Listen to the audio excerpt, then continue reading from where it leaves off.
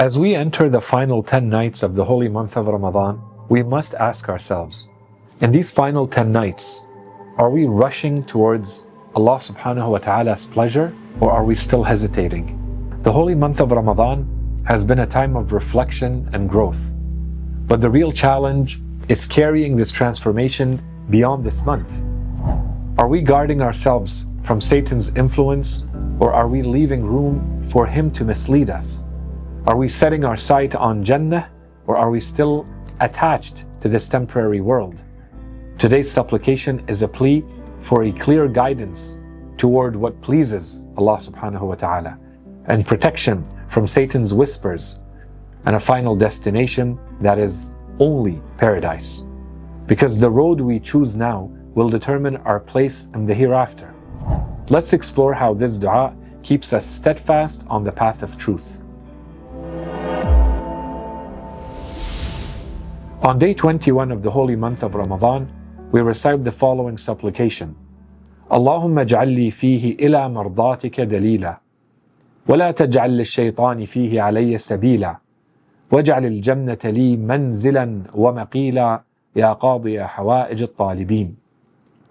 O God, provide a guide for me in it towards your pleasure, and do not provide the devil in it a way of triumph over me, and make paradise for me in it a final dwelling and resting place, O fulfiller of the needs of the needy. This supplication reminds us of three fundamental truths. Guidance is not automatic. We must seek it and follow it with sincerity. And Satan is always looking for ways to mislead us, even in moments of worship. The ultimate goal is Jannah, but we must take the right steps to get there. The Holy Quran teaches us that Allah subhanahu wa ta'ala provides guidance to those who sincerely seek it. وَالَّذِينَ جَاهَدُوا فِينَا لَنَهْدِيَنَّهُمْ سُبُلَنَا. And those who strive for us, we will surely guide them to our ways. Are we making an active effort to seek guidance? Or are we just hoping for this guidance without taking the right actions? Are we placing our trust in the right source of knowledge and of guidance? Or are we allowing distractions to mislead us?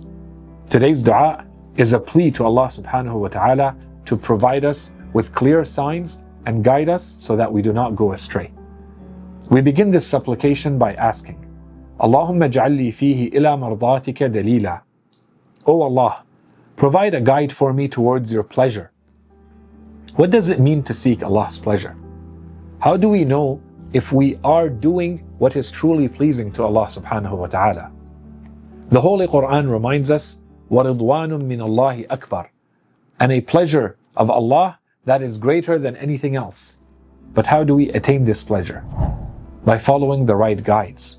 Throughout history, Allah subhanahu wa ta'ala has sent to humanity clear examples of those who live in full accordance with His pleasure, including God's prophets and messengers and divinely appointed imams from Ahlul Bayt, peace and blessings upon them all. They are all role models to follow. Imam Ali, peace be upon him, explains, the one who follows God's chosen guides walks firmly on the path of truth. As for the one who follows his own desires, they will always remain lost.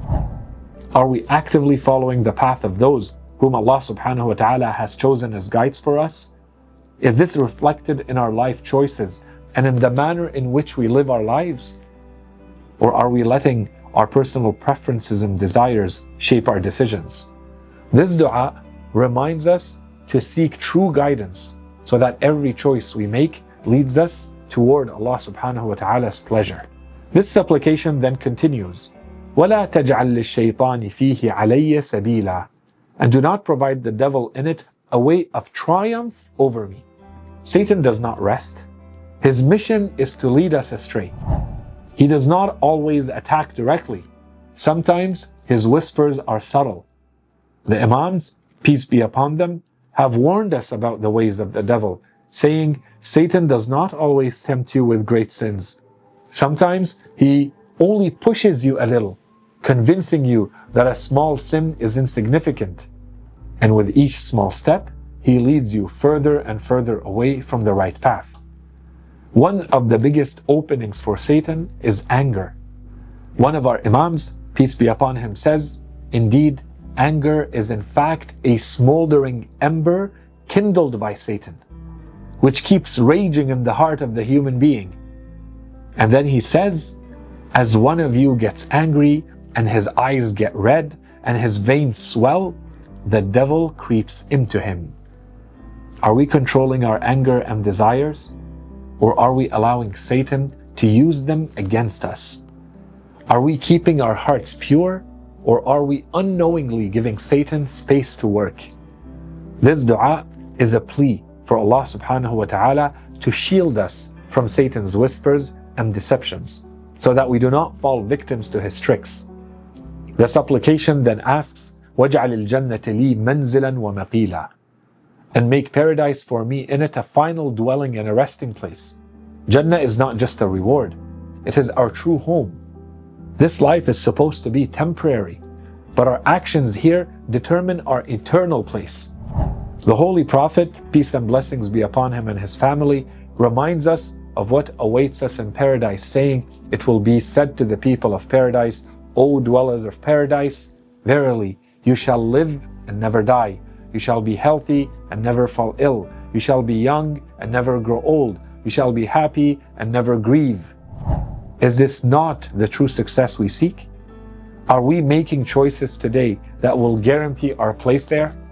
This dua is a reminder that every action we take in this world is building either a home in paradise or a punishment in hell. In these holy nights, we must also remember the martyrdom of the commander of the believers, Imam Ali, peace and blessings be upon him. The one who is the embodiment of truth and the personification of justice and unwavering faith.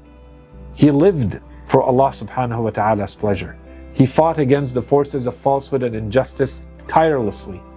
He spent his life guiding others to paradise.